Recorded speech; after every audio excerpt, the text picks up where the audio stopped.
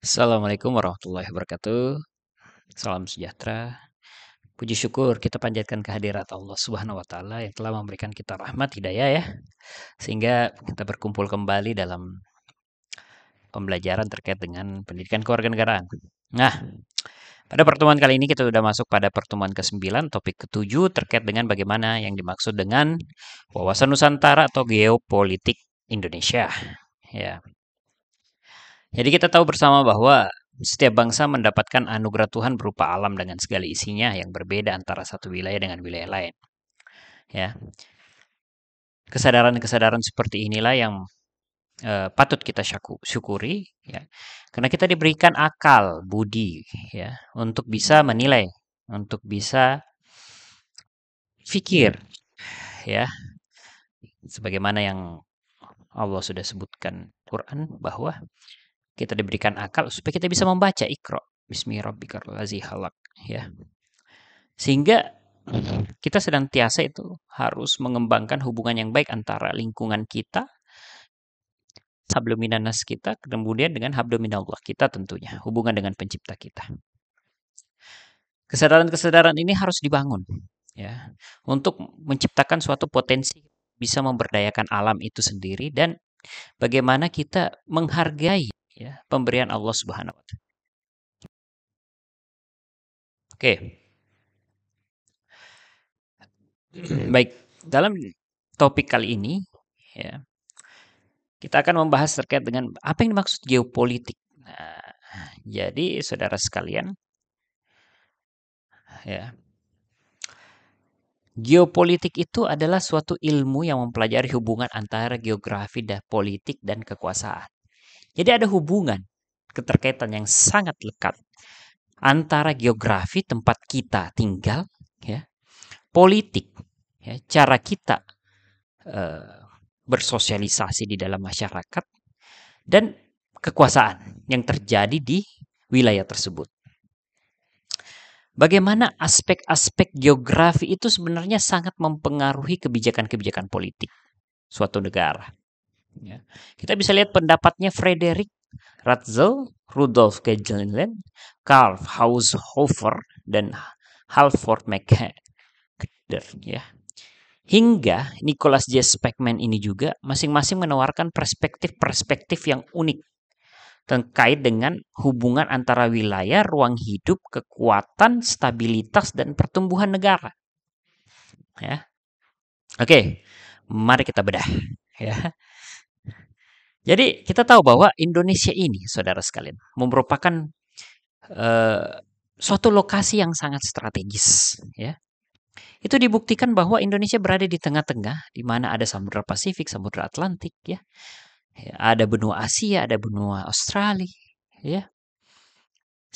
Dan di atas itu kan ada Laut Cina Selatan, ya, yang menjadi perebutan terkait dengan betapa kayanya ikan di sana. Ya. Jadi, saudara sekalian, sumber-sumber geografi ataupun letak geografi kita itu sangat menentukan, ya, kebijakan-kebijakan politik yang terjadi di negara kita. Ya. Di mana nantinya posisi yang strategis ini, ya, melalui wawasan Nusantara akan dijadikan landasan geopolitik nasional. Ya. Nah, ini penting karena kita kan berbagai pulau tuh. Ya. Karena kita berbagai pulau, saudara sekalian. Sehingga kita harus mengedepankan geopolitik nasional. Kita harus mengedepankan yang namanya, ya, suatu prinsip-prinsip negara kepulauan. Ya. Mungkin Anda ingat, ya, B.J. Habibie dulu ketika menggagas Dirgantara itu kan berkaca kepada letak geografi Indonesia yang dimana Indonesia memiliki pulau yang banyak. Nah, kalau sudah nonton filmnya ini penting ini. Ya. Sehingga menurut beliau, kita harus kuat di Dirgantara Nasional itu sendiri. Kita harus kuat dalam sistem angkatan udara kita itu harus kuat gitu. Dan untuk mendukung itu Presiden B.J. Habibie pada saat itu menggagas Dirgantara, ya.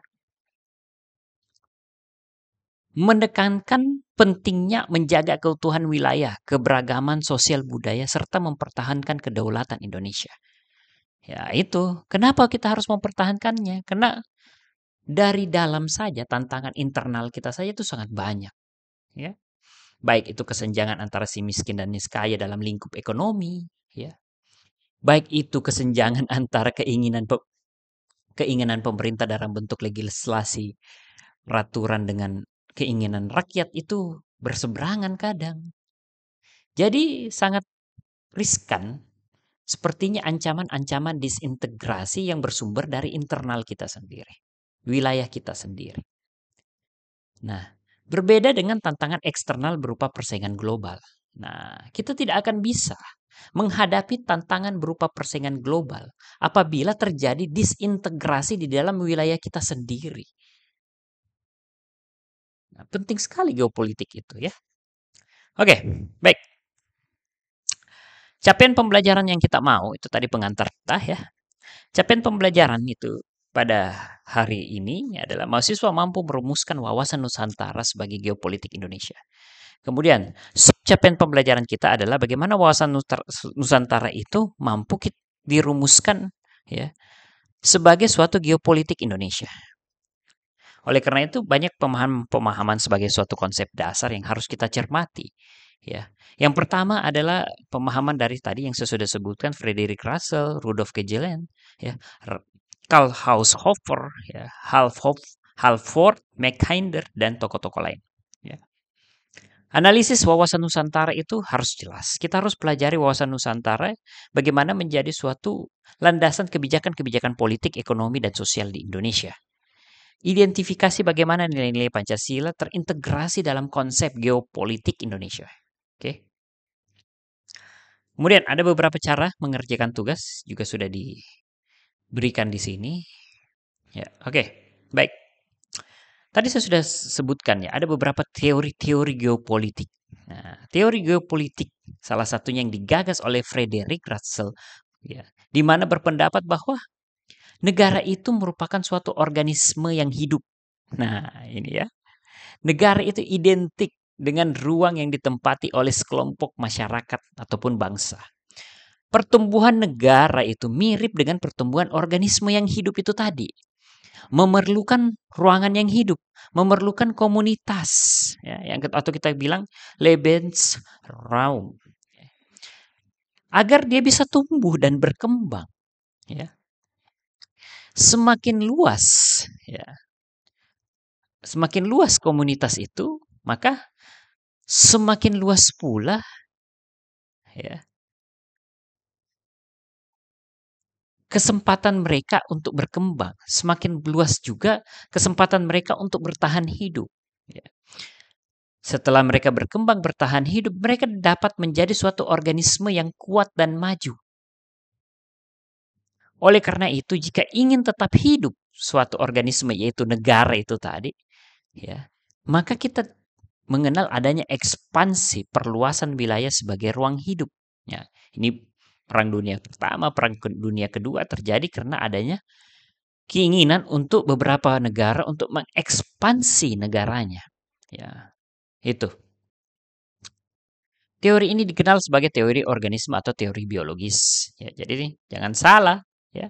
Dalam modul dalam pendidikan kewarganegaraan ini juga mengenal yang namanya ya teori organisme biologis. Oke, teori geopolitik. Nah, Rudolf Kejelen ya. Dia melanjutkan ya, memperbaharui kembali teori-teori organisme tadi yang digagas ya oleh Russell. Ya. Di mana dia mengatakan bahwa negara adalah suatu organisme bukan hanya mirip sebagai suatu organisme, tapi negara adalah satuan atau sistem politik yang menyeluruh dan meliputi bidang geopolitik, ekonomi politik, demopolitik, sosial politik, dan kratopolitik. Sehingga negara ini sudah diibaratkan organisme yang hidup ya di dalam suatu wilayah dan memiliki intelektual. Nah, ada perbedaan di situ ya. Ada intelektualnya ya. Bagaimana caranya intelektual itu berkembang ya?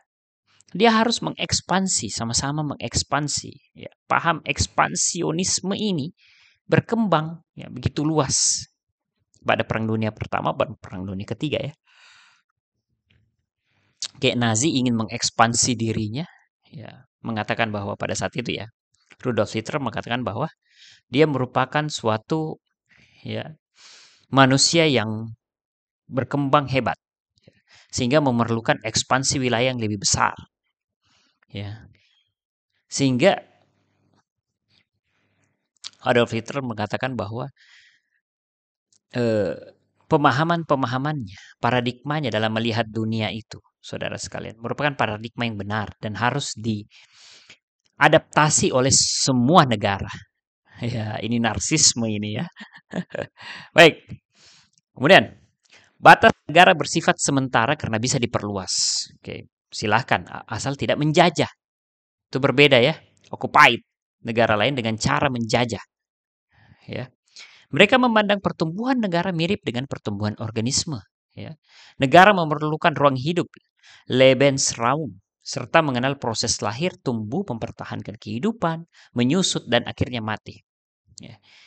Inilah ekspansionisme ini, ya, kemudian melahirkan ajaran adu kekuatan, power politics and theory of power. Nah, ini yang diadopsi oleh Adolf Hitler nih. Ya. Kemudian ada Karl Haushofer yang melanjutkan pandangan Russell dan Kejelen, ya, terutama pandangan tentang Lebensraum, ekspansionisme. Ya. Kita bisa lihat ada pertama, autarki yaitu cita-cita memenuhi kebutuhan sendiri tanpa bergantung pada negara lain. Ya, kemudian ada wilayah-wilayah yang dikuasai pan regional yaitu pan Amerika, pan Asia Timur. Nah ini gerakan blok, nah, blok Barat, blok Timur ya. Nah ini dia dipraktikkan oleh Nazi Jerman seperti yang saya sudah jelaskan tadi ya. Nazi Jerman, pimpinan Hitler tadi ya, yang menyatakan bahwa ras Jerman adalah ras paling unggul, harus diadopsi karena pemikirannya paling unggul. Nah, itu yang bahaya ini narsisme ini ya. Hako Ichibu ya. Milit militerisme dan fasisme. Ya. Suatu bangsa dalam mempertahankan kelangsungan hidupnya tidak terlepas dari hukum alam. Nah, itu dia. Kekuasaan imperium daratan kompak dan dapat mengejar kekuasaan. Beberapa negara besar di dunia akan timbul dan menguasai Eropa, Afrika, Asia Barat. Ya. Geopolitik dirumuskan dengan perbatasan ruang hidup bangsa dengan kekuasaan ekonomi. Nah, sosial yang rasial yang mengharuskan pembagian baru kekayaan alam dunia. Nah, itu dia. Ya. Nanti Mackinder ini mempunyai konsep yang lebih strategik. Ya. Yang dimana penguasaan daerah-daerah jantung dunia sehingga pendapatannya dikenal dengan teori daerah jantung. Ya, berpusat.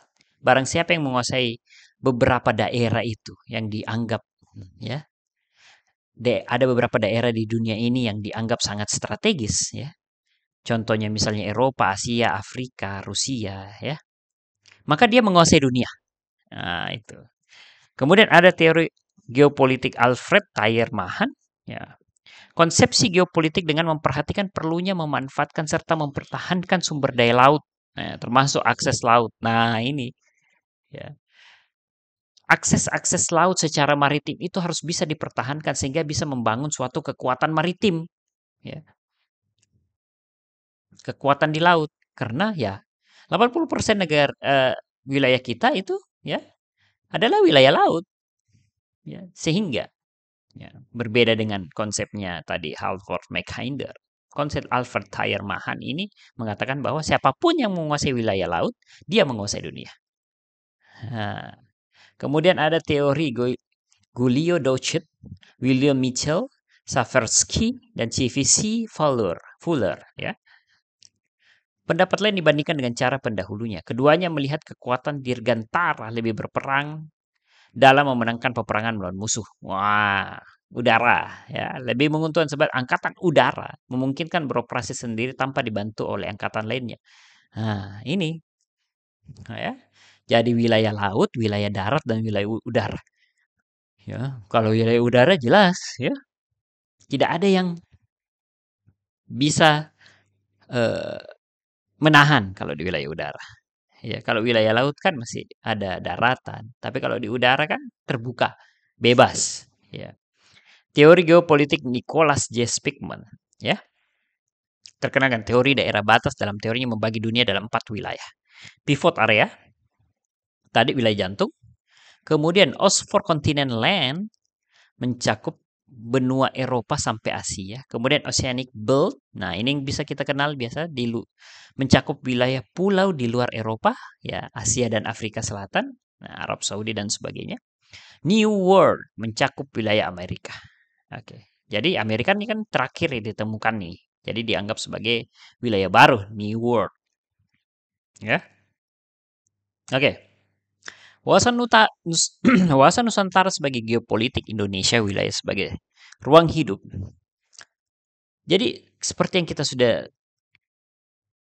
jelaskan tadi, ya, kita sudah pahami bahwa wilayah ini merupakan wilayah yang diberikan oleh Allah Subhanahu wa taala. Ciptaannya Allah Subhanahu wa taala. Sehingga harus kita sebagai manusia dibekali akal budi. Yang dimana ketika kita mengarungi samudra kehidupan ini senantiasa mengembangkan hubungan antara sesama, lingkungan, dan pencipta. Kesadaran inilah yang menggagas konsep geopolitik di Indonesia. Ya. Ilmu penyelenggaraan negara, kebijakan-kebijakan politik, masalah-masalah geografi wilayah, ya, tempat tinggal suatu bangsa yang disingkat sebagai konsep geopolitik di Indonesia ini harus memiliki unsur-unsur kekuatan religius. Unsur-unsur kekuatan dan kelemahan yang kiranya terletak pada posisi dan geografis yang strategis dan kaya sumber daya alam.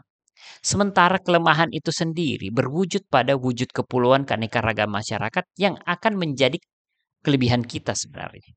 Apabila, ya seingat lagi, apabila kita dapat menyatukan, berdiri dalam satu tempat yang sama, berdiri pada satu konsep geopolitik yang sama dalam satu tanah air Indonesia yang diperjuangkan pada pendiri negara ini. Prinsip-prinsip dasar ini pedoman agar tidak terombang-ambing dalam memperjuangkan kepentingan nasional, dalam mencapai tujuan-tujuan nasional, saudara sekalian. Sehingga pandangan geopolitik, ya ini bangsa didasarkan pada ketuhanan tadi religius dan kemanusiaan yang luhur dalam pembukaan Undang-Undang Dasar Negara Republik Indonesia tahun 1945. Di mana bangsa Indonesia ini berbeda dengan bangsa lain, ya. Geopolitik Indonesia didasarkan pada konsep cinta damai, cinta pada kemerdekaan, ya, menghargai status negara lain, menghargai kemerdekaan negara lain, dan menolak segala bentuk penjajahan karena tidak sesuai dengan peri kemanusiaan dan peri keadilan. Begitulah konsep geopolitik Indonesia, ya, di dalam pembukaan Undang-Undang Dasar Negara Republik Indonesia tahun 1945. Ya. Nah, seperti itu. Ya. Sehingga kita langsung masuk di penerapan geopolitik di Indonesia itu. Penerapan geopolitik di Indonesia itu politik luar negerinya bebas dan aktif. Bebas berarti tidak berpihak pada blok manapun. Ya, seperti tadi ada blok-blok, ya, berdasarkan pendapat geopolitik dari ahli. Ya. Sedangkan Indonesia tidak. Dia bebas. Ya. Oleh karena itu, Indonesia masuk pada gerakan non-blok. Karena jelas tadi pada konstitusi kita adalah negara geopolitik, ya, yang mengedepankan, ya, geopolitik yang bersifat bebas dan aktif serta menolak segala bentuk penjajahan, ya, occupied tadi, dan karena tidak sesuai dengan peri kemanusiaan dan peri keadilan tadi, ya. Peran aktif keterlibatannya dalam perdamaian dunia, ya, menjadi pendiri ASEAN, berfokus pada kerjasama regional, bukan berfokus kepada mengambil ataupun menduduki daerah lain, memperluas daerah kita, tidak.